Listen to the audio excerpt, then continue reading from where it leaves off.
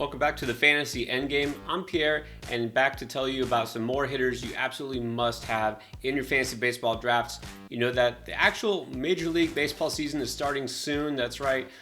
A week delayed, but never too late. It's time to get into action. Your drafts are probably taking place really soon, so let's get to it. I'm going to tell you some more players that you absolutely need to target in every draft to crush your leagues.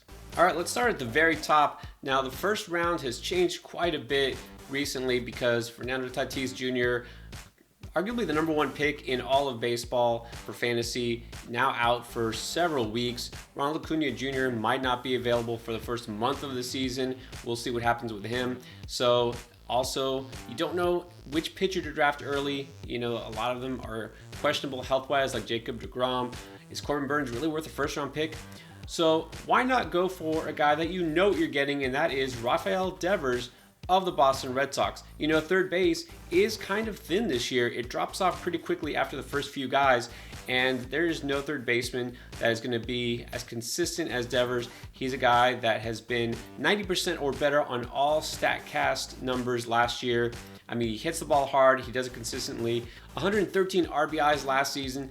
Back in 2019, last full season before that, 115 RBIs, and you know that Red Sox lineup just got better with Trevor Story being added now to play second base. So there's going to be plenty of opportunities for him. He hits the ball hard. He also is going to help you in batting average, not just a slugger. He had an expected batting average of 291. Now, his ADP is around 13 these days, but the thing is, I could make a case for him being in the first round. I know it feels high for a guy that doesn't give you steals and isn't an ace, but you know what? There's so few guys there who are those 5 category contributors, and they aren't necessarily guaranteed to help you with batting average. So I'd say go for Devers, lock down third base, and don't worry about having one of those first round landmines. All right, let's move on to another position that is fairly thin. Either you get an elite guy early, or you wait and you hope to be good enough with somebody around pick 100 or later. I'm going to strike early if I can and get Matt Olson at first base. Matt Olson been in the news a lot lately, of course. Went to Atlanta, which pretty much signaled the fact that Freddie Freeman, believe it or not, coming off that World Championship, not re-signed. I guess his asking price was a little too high.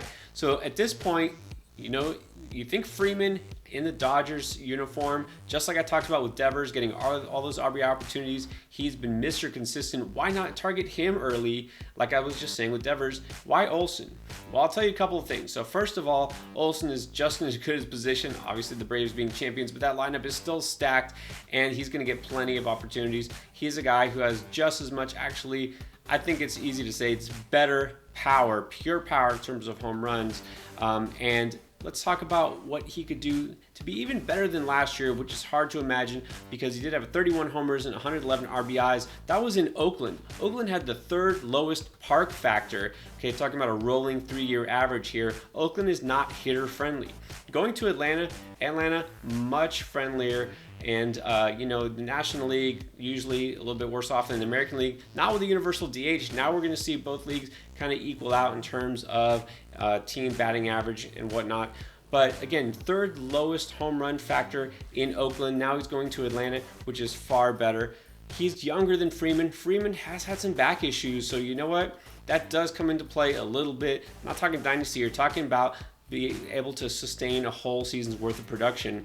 Olson is going to love being there. 8-year deal. He is going to be the anchor of that lineup, and I think that he'll outproduce Freddie Freeman this season. That is my call. So why not take Olson around pick 30 instead of trying to take, you know, top 15 pick with Freddie Freeman? I actually would rather wait and get Olson. All right, let's go a little farther down the line here. The first of 3 shortstops I'm going to name off for you. So one guy I am targeting is Willy in Milwaukee. You might remember he was a good prospect coming through Tampa. Never quite really worked out for him. You know, he struggled, striking out a lot, didn't really put it all together, was shipped off to Milwaukee, and that was the best thing that could have happened for him last year. It was before the trade deadline, mid-season, and he just lit it up.